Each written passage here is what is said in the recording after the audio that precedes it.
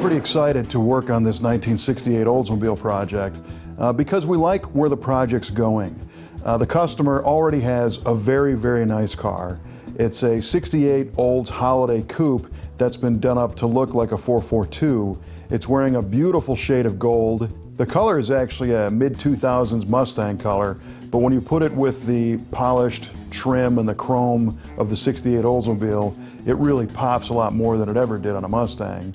It's got 442 style stripes, and he's already made a bunch of really good improvements to the car, and it drives pretty well as it is.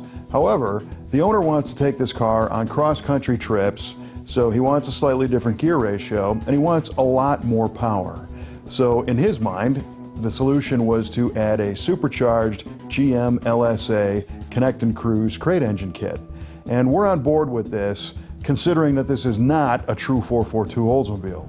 You know, if this was a numbers matching car, we probably wouldn't be so excited about taking the original engine out and putting something else in it, especially on a car that's this nice.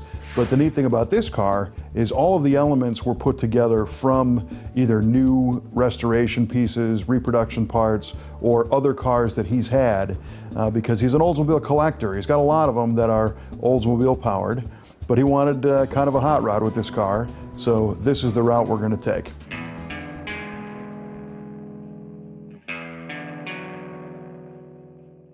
When we got the 68 442, it was clear that the car had been recently restored, but the car showed a little bit of wear. It's got some rock chips and a bunch of rubber on the quarter panels from burnouts, so you can tell the owner used it a lot, but it's very well taken care of, and overall, probably the nicest 68 Cutlass we've seen in a long time.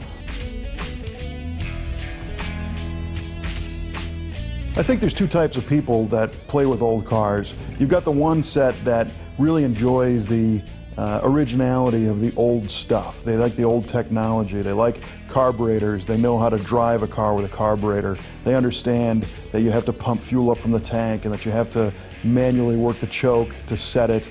And you understand that they take a little while to warm up, and you appreciate that they're analog and they don't have anything electronic in them.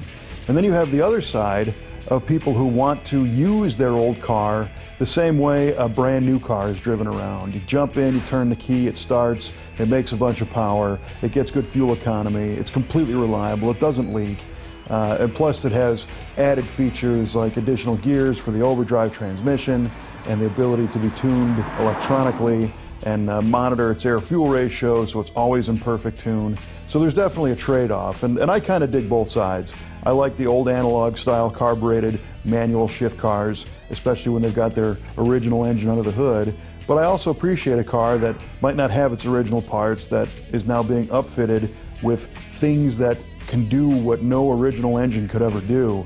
I mean, you could never get 550 some horsepower out of a 6.2 liter Oldsmobile engine back in the day. It'd be very unrealistic to expect the kind of power that this supercharged engine can make out of an equivalent Oldsmobile V8 from back in the day with a carburetor.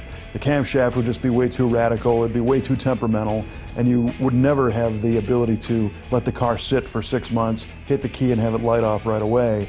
These are things that modern fuel injection provides. And when done properly, it makes for a car that is really very drivable.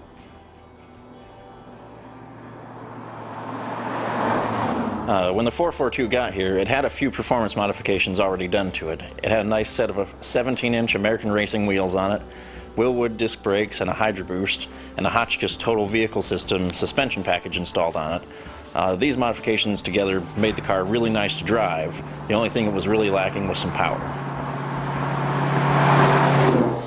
One of the things we did first was to get a baseline on what the car was doing. So we took it to our local dyno at Larry's Electric and ran the car to see what kind of numbers it was making in the first place.